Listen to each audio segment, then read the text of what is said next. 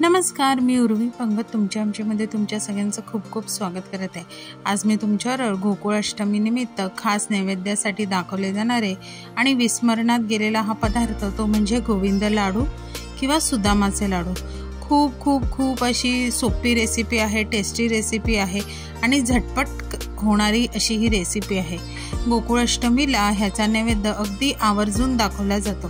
तर चला वेळ न घालवता रेसिपीला सुरुवात करूया। आता इथे लाडवासाठी मी 1 चमचा भर तूप घातलेला आहे, छोटा चमचा। त्याच्यात 6 ते 7 काजू, 6 ते 7 बदाम असे थोडेसे खरपूस असे भाजून घ्यायचे आहेत।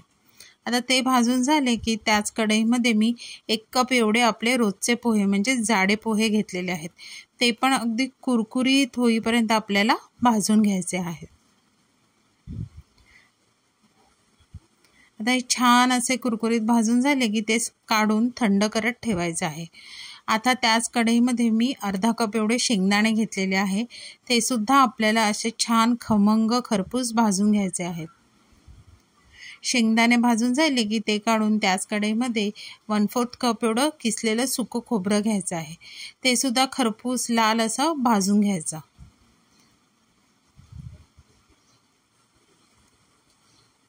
आता तेही काढून त्याच कढईमध्ये मी 1 मोठा चमचा एवढा सफेद तीळ आणि अर्धा चमचा एवढं खसखस घेतलेलं आहे।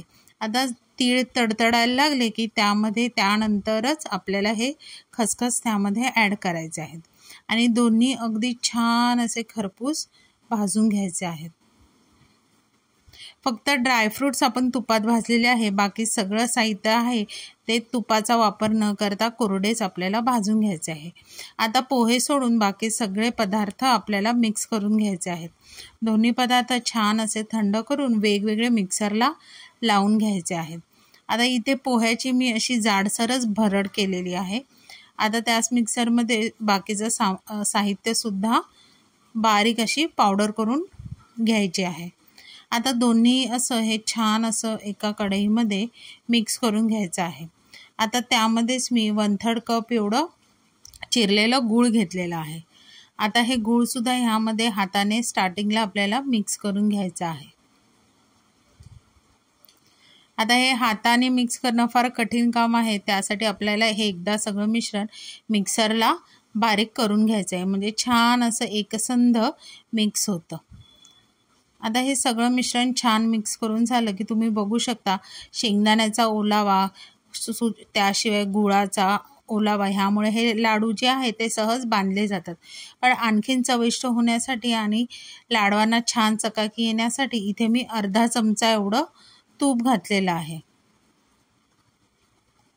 आता हे अर्धा चमचा तूप घालून त्यामध्येच मी कलिंगडच्या बिया आणि भोपळ्याच्या बिया आवडीनुसार घातलेल्या आहेत। हे टोटली ऑप्शनल आहे।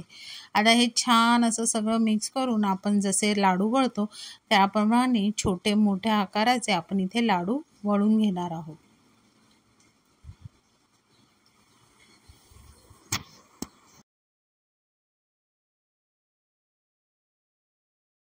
छान असे छोटे छोटे लाडू, मीडियम साईजचे लाडू आपले वळून तयार झालेले आहेत। आता अशा प्रकारेच उरलेले सगळे लाडू मी वळून घेतलेले आहे।